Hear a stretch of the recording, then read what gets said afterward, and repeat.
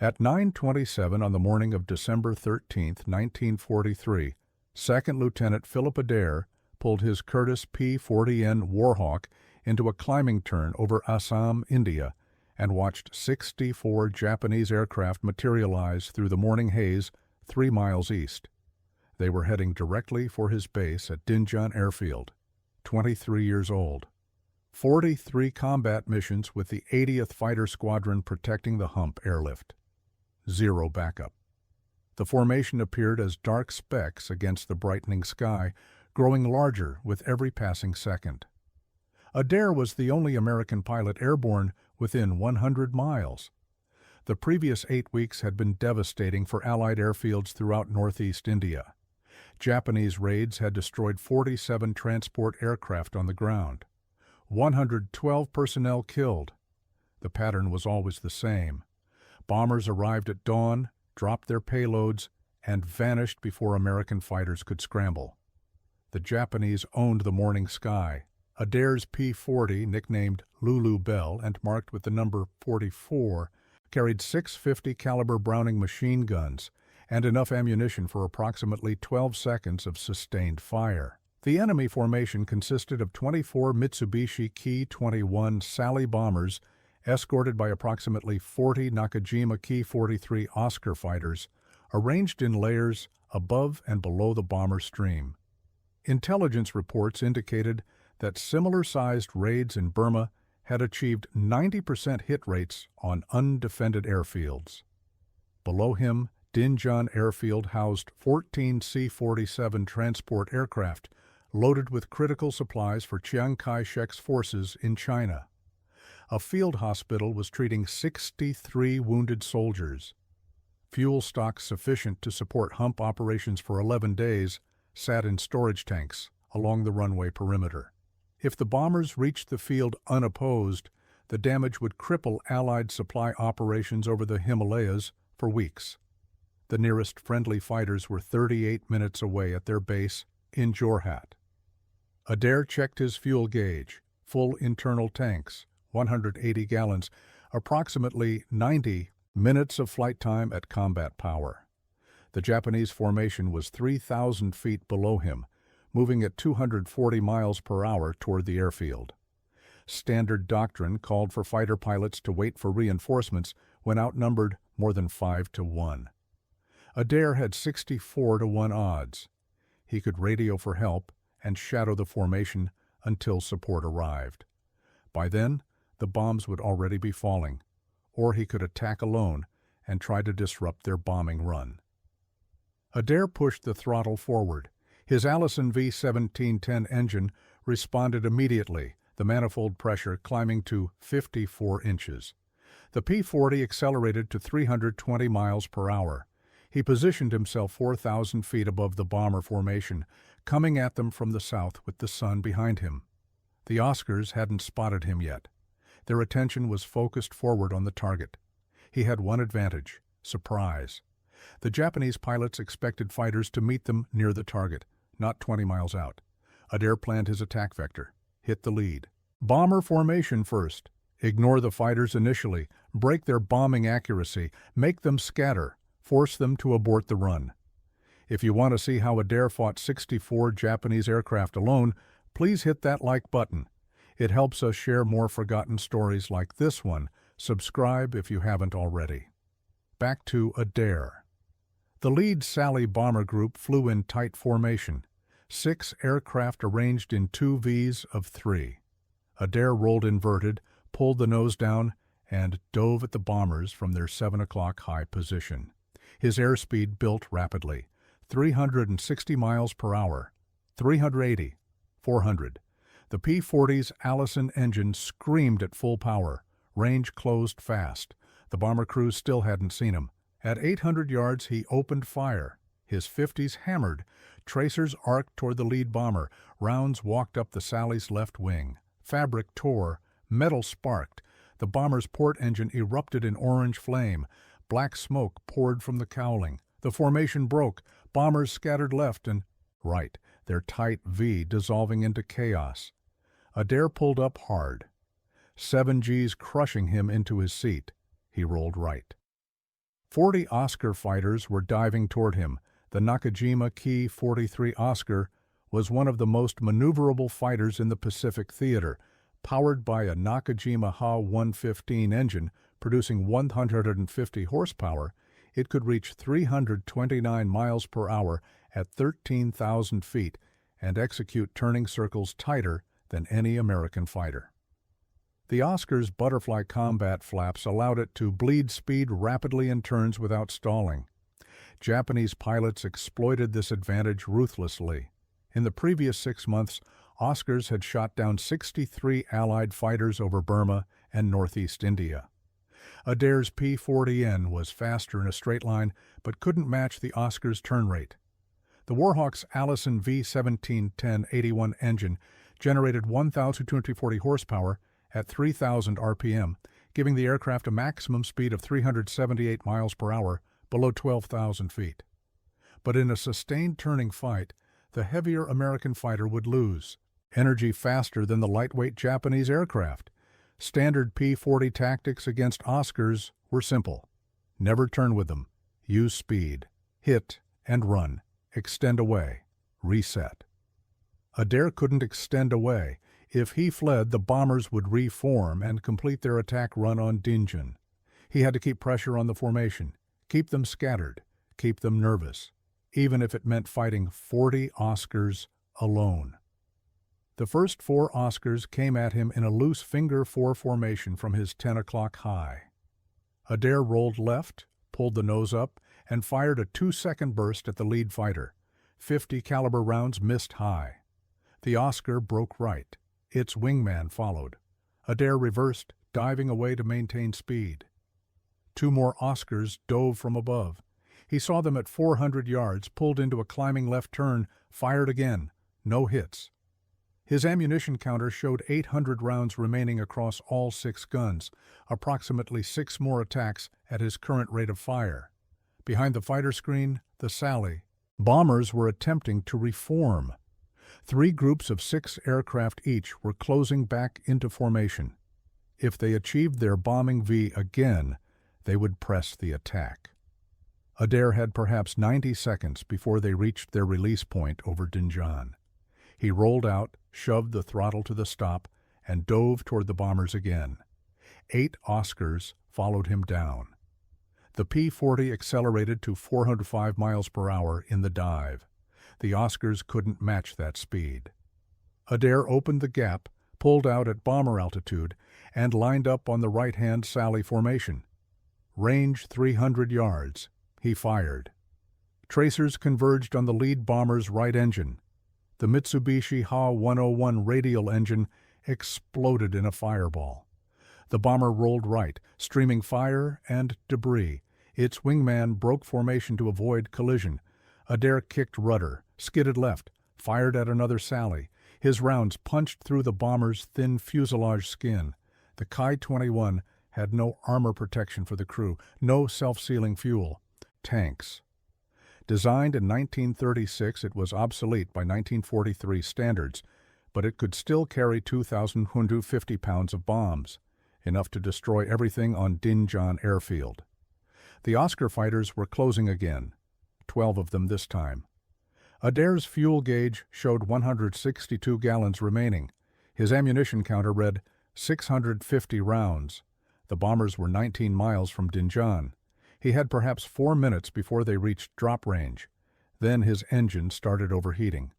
The Allison V-17-10-81 was a liquid-cooled engine.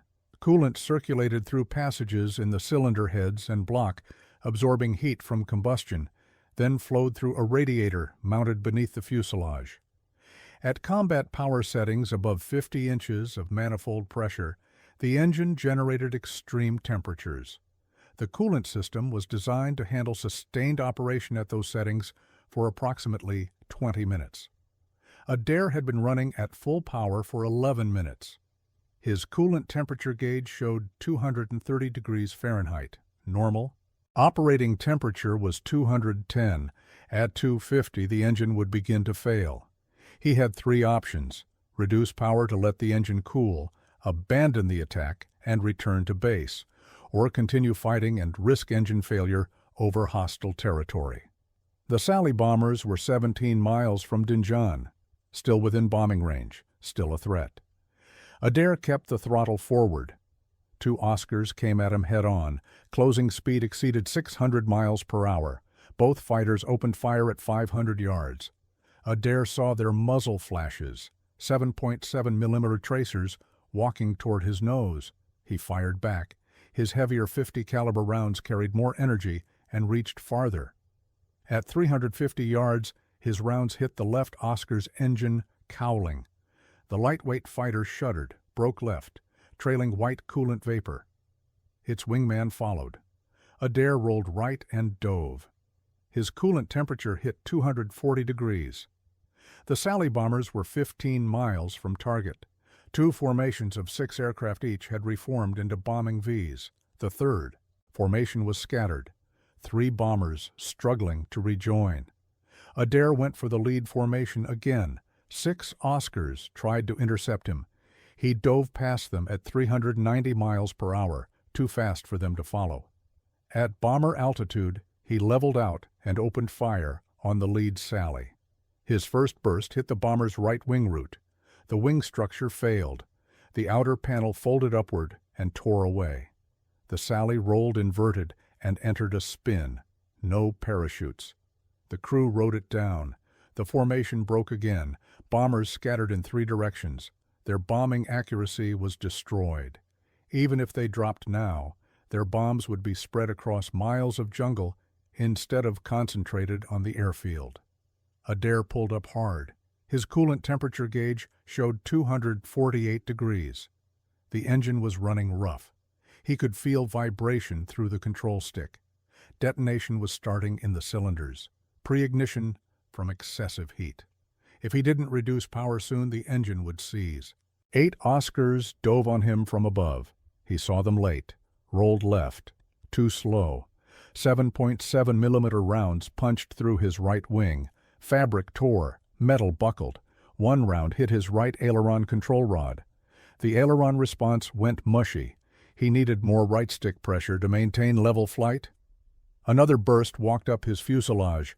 Rounds sparked off his engine cowling. 1 penetrated the coolant reservoir behind the firewall. Green coolant sprayed across his windscreen.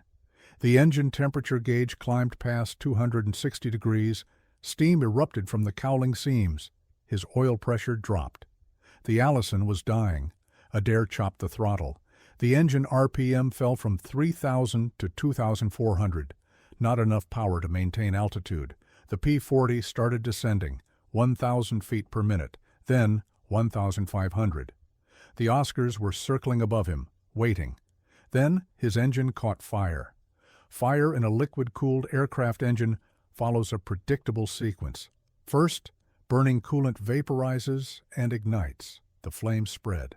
Forward along the engine cowling, drawn by airflow. If the fire reaches the fuel lines running along the engine's left side, the aircraft explodes. Adair had perhaps 30 seconds before that happened. Standard procedure for engine fires was immediate shutdown and bailout. But his altitude was only 8,000 feet, descending rapidly. He was 12 miles from friendly territory, over jungle, where Japanese patrols operated. He kept the engine running. The Allison's fuel mixture could be leaned manually. Adair pulled the mixture control back to idle cutoff for 3 seconds, starving the engine of fuel. The fire intensity decreased. He pushed the mixture forward again. The engine coughed, caught, continued running, but rough. Power output had dropped to approximately 60%, not enough to climb, barely enough to maintain level flight. He was committed to flying home on a burning, damaged engine, or abandoning the aircraft over hostile territory. The Sally bombers were 13 miles from Dinjan, still close enough to turn back and attack. But their formations had disintegrated. Individual bombers were heading southeast toward Burma. The raid was broken. The airfield was safe. Adair turned southwest toward his base at Nagaguli, 43 miles away, approximately 15 minutes of flight time if the engine kept running. 6 Oscars followed him. At 7,000 feet, His engine oil pressure dropped to 0. The Allison ran on oil pressure to lubricate its connecting rods, crankshaft, and camshaft. Without oil pressure, metal ground against metal. Friction generated heat. Heat caused expansion. Components seized. Adair felt the engine vibration increase. The propeller began windmilling unevenly. Power output fell further. His airspeed dropped to 180 miles per hour. The P-40's stall speed was 120. He was losing the margin between controlled flight and falling. Behind him, the Oscars closed to 400 yards. They didn't fire. They were watching, waiting for the engine to fail completely, waiting for him to bail out or crash. One Oscar pulled alongside, close enough for Adair to see the pilot's face. The Japanese pilot gestured downward. Land the aircraft. Surrender. Become a prisoner. Adair ignored him. At 6,000 feet, smoke began filling his cockpit. Not from the engine fire, from electrical wiring behind the instrument panel. The rounds that had hit his fuselage had severed control cables and damaged the electrical system. Smoke burned his eyes and throat. He slid the canopy open. Wind blast cleared some of the smoke, but the slipstream made breathing difficult. His airspeed fell to 160 miles per hour. The Oscars backed off. They weren't going to waste ammunition. The American pilot was already dead. His aircraft was crippled. The engine was dying. He would crash in the jungle. They circled higher, watching him descend. At 4,000 feet, Adair's right aileron control cable snapped. The aileron flopped to full deflection. The P-40 rolled right, and the nose dropped into a dive. He hauled back on the control stick with both hands. Nothing. The elevator cables were damaged. He had no pitch control. The nose stayed down. His airspeed increased 200 miles per hour, 220, 250.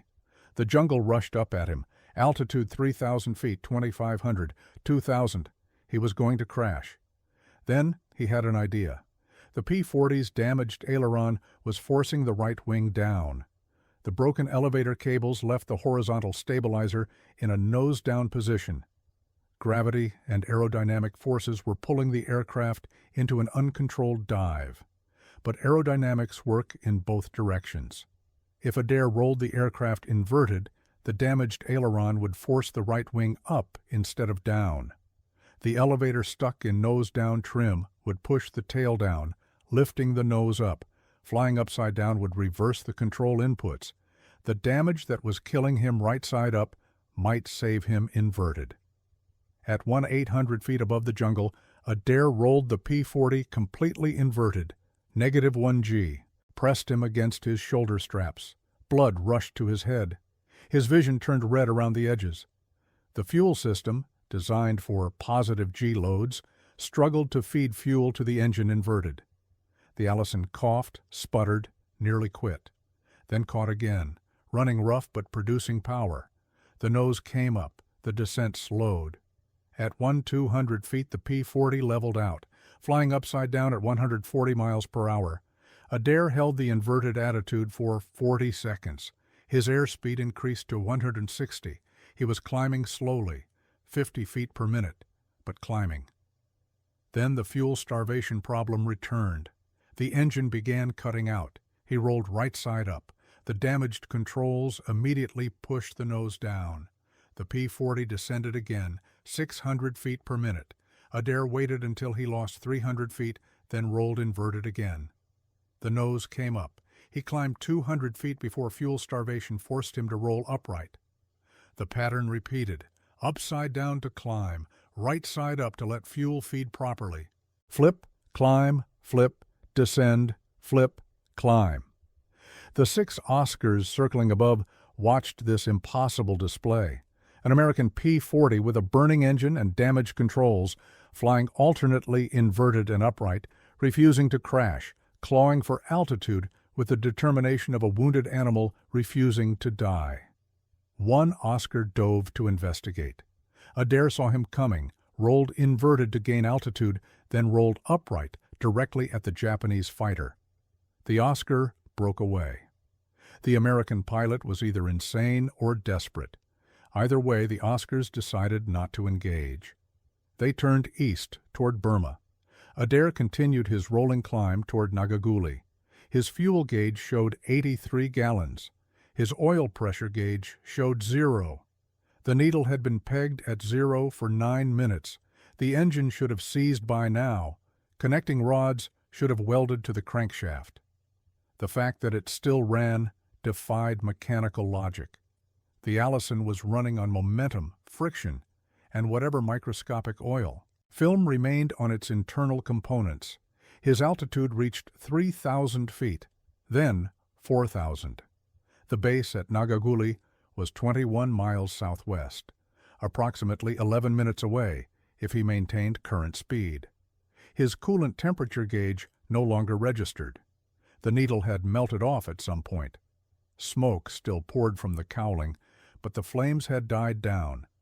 Either the fire had consumed all available fuel, or the lack of coolant had somehow starved it. At 5,000 feet, Adair spotted Nagaguli airfield ahead, the runway, the tower, the revetments, safety. But he faced a new problem. His landing gear was hydraulic. The hydraulic system ran on engine power.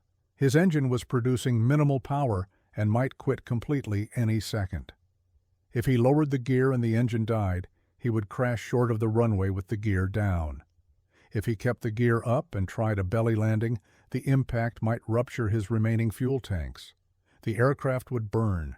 He needed the gear down and locked. Before the engine failed, he reached for the gear lever. His right hand was shaking, not from fear, from carbon monoxide poisoning. The cockpit smoke had been accumulating for 14 minutes. He pulled the gear lever down. Nothing happened. The P-40's hydraulic system operated at 1,000 pounds per square inch. Hydraulic fluid, pressurized by an engine-driven pump, flowed through steel lines to actuators that extended and retracted the landing gear. With the engine producing minimal power, the hydraulic pump wasn't generating sufficient pressure. The gear remained locked in the up position. The P-40 had a backup system, a manual hand pump mounted on the left side of the cockpit. 28 strokes of the pump handle would manually pressurize the hydraulic system enough to lower the gear. Adair grabbed the pump handle with his left hand, keeping his right hand on the control stick. He pumped. 1, 2, 3, nothing. The gear stayed up. The hand pump required both hands for effective operation. But releasing the stick meant losing aircraft control. His damaged ailerons and elevator would immediately push the nose down. He reached behind his seat and pulled his lap belt loose, wrapped it around the control stick, looped it through the seat frame, pulled it tight. The makeshift rig held the stick in approximate neutral position, not perfect control, but enough to keep the aircraft flying straight. He grabbed the hand pump with both hands and pumped hard. 5 strokes, 10, 15. At stroke 23 he felt resistance, hydraulic pressure building. At stroke 28 he heard a thunk from beneath the cockpit. The left main gear extended and locked. The right main gear followed 3 seconds later. The P-40 was now draggy. Gear down increased drag significantly. His airspeed fell from 160 miles per hour to 135, still above stall speed, but not by much. The engine was producing perhaps 40% power now, barely enough to maintain altitude with the gear extended. Nagaguli runway was 7 miles ahead. 3 minutes. His vision tunneled. Gray edges closed in from the periphery. Carbon monoxide poisoning was affecting his brain function. He shook his head. Focused on the runway. 6 miles. His engine temperature gauge, the one that still worked, showed 310 degrees, far beyond red line. Metal components inside the engine were expanding from heat. Tolerances were closing. Any second now, a piston would seize or a valve would stick or a connecting rod would snap. 5 miles. The tower operators at Nagaguli saw him coming, a P-40 with smoke trailing from the cowling, flying erratically, gear down. They assumed he would make a normal approach, lower the flaps, reduce speed, touch down on the main wheels first, standard landing procedure. But Adair's flaps were hydraulic too. With minimal engine power, he couldn't pump enough hydraulic pressure for both gear and flaps. The gear was down. The flaps stayed up. Landing without flaps meant higher. Landing speed, 120 miles per hour instead of 90. That meant longer landing roll. Nagaguli's runway was 4,000 feet long. A flapless landing in a damaged aircraft required at least 3,000 feet. Doable if he maintained airspeed, if the engine kept running, if he touched down smoothly. At 2 miles from the runway, his engine quit. The propeller windmilled to a stop. No power, no thrust. The P-40 became a glider, a very poor glider. The Warhawk's glide ratio was approximately 8-to-1. From 2,000 feet altitude, he could glide approximately 3 miles. The runway was 2 miles away, theoretically possible. But his damaged aircraft had extra drag from the battle damage. Bullet holes in wings and fuselage disrupted airflow. His actual glide ratio was worse than normal, perhaps 6-to-1. He wasn't going to make the runway. He was going to crash short in the jungle. After surviving 64 Japanese aircraft, after flying inverted for 11 minutes, after nursing a dying engine for 15 miles, he would crash 200 yards from safety because his engine quit at the worst possible moment. Then he remembered something from training, something his instructor had said about P-40 glide performance, something about flying inverted. In a normal glide, an aircraft descends nose first, gravity pulling it downward while wings generate lift. But inverted, the aerodynamics reverse.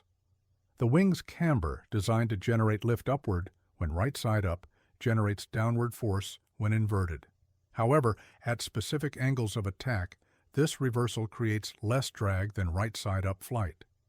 An inverted glide could theoretically extend range by reducing drag.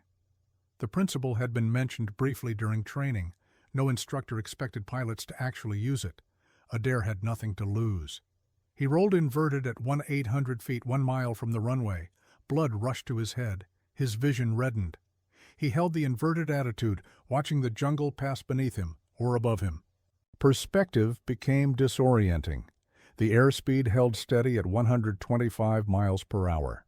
The descent rate was 500 feet per minute, better than the 700 feet per minute he'd been experiencing right side up.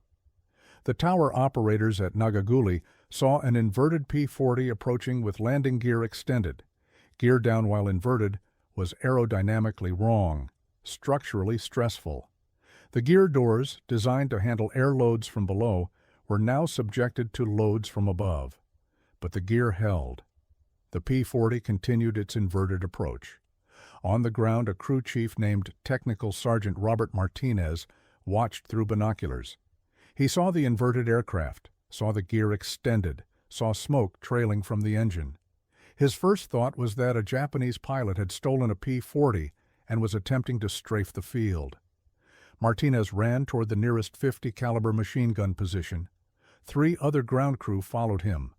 They reached the gun emplacement and began traversing the weapon toward the approaching aircraft. Adair was at 400 feet altitude, half a mile from the runway threshold, still inverted. His vision was fading.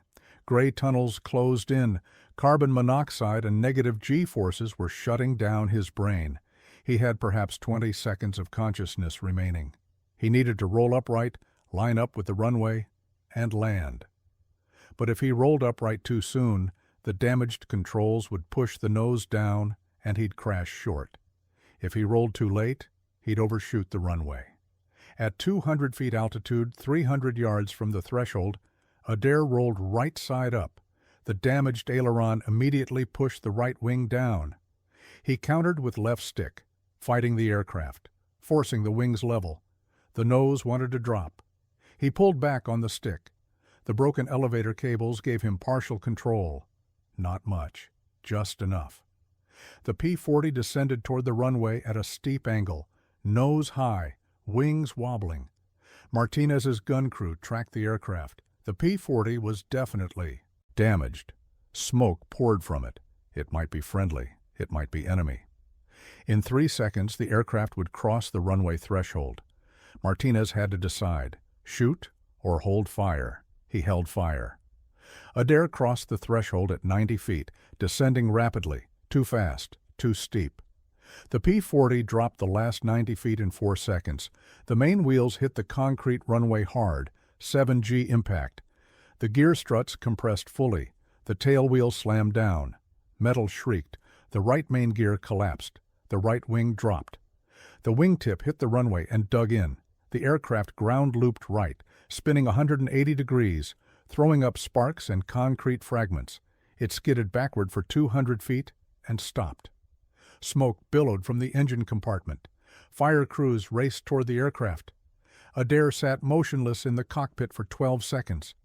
Then he released his shoulder straps, stood up, climbed out onto the wing. His legs buckled. He caught himself on the wing root. Ground crew reached him and helped him down. Martinez arrived with the fire crew. They opened the cowling. The Allison engine was destroyed. Pistons seized. Crankshaft warped. Oil pan ruptured. Coolant everywhere. Adair walked around the aircraft with Martinez. They counted the damage. 16 bullet holes in the fuselage, 7 in the right wing, 4 in the left. 1 round had severed the right aileron control cable completely. Another had punctured the hydraulic reservoir. A third had cut through 2 electrical bundles behind the instrument panel. The engine had sustained catastrophic damage from overheating and oil starvation. Every cylinder showed scoring. 3 connecting rods were welded to the crankshaft. The coolant system was destroyed. Lulu Bell would never fly again. But Philip Adair had saved Dinjan Airfield. Intelligence reports confirmed that all 24 Sally bombers had turned back without dropping their ordnance. The Japanese formation had scattered 15 miles short of target, 40 Oscar. Fighters had escorted empty bombers back to Burma. 0 bombs hit Allied facilities, 0 casualties on the ground. 14 C-47 transports remained operational.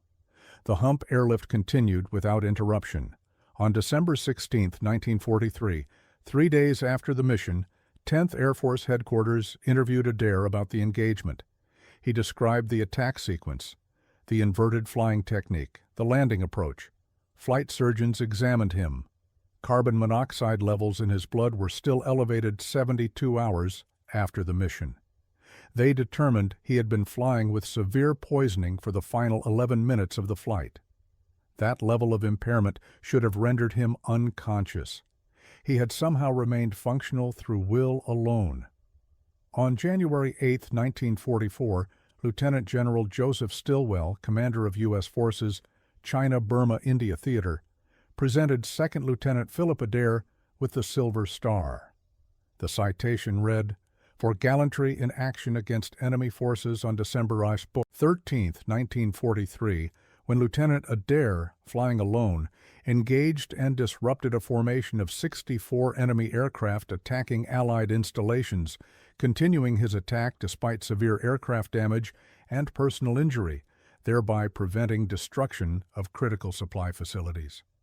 Adair flew 95 more combat missions with the 80th Fighter Group. He achieved ace status with 5 confirmed kills.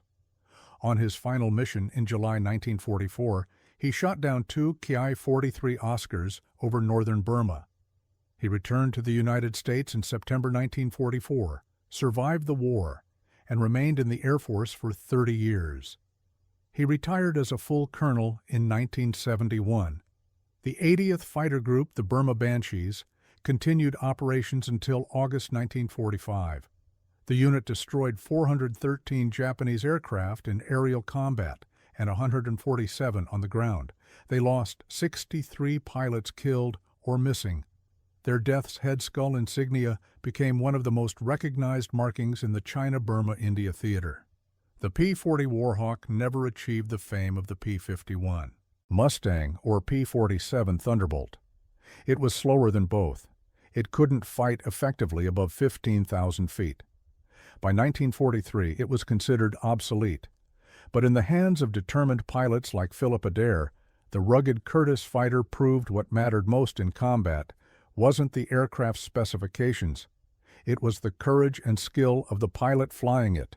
One pilot, one obsolete fighter. 64 enemy aircraft. December 13, 1943. Philip Adair proved that impossible odds mean nothing when someone refuses to quit. His solution to damaged controls, flying alternately inverted and upright for 11 minutes, defied every standard flying procedure. His inverted landing approach with gear extended had never been attempted before, and was never repeated. If this story moved you the way it moved us, do me a favor. Hit that like button. Every single like tells YouTube to show this story to more people. Hit subscribe and turn on notifications. We're rescuing forgotten stories from dusty archives every single day. Stories about pilots who faced impossible odds and refused to die. Real people, real heroism. Drop a comment right now and tell us where you're watching from. Are you watching from the United States, United Kingdom, Canada, Australia? Our community stretches across the entire world. You're not just a viewer. You're part of keeping these memories alive. Tell us your location. Tell us if someone in your family served in the CBI theater. Thank you for watching, and thank you for making sure Philip Adair doesn't disappear into silence. These men deserve to be remembered, and you're helping make that happen.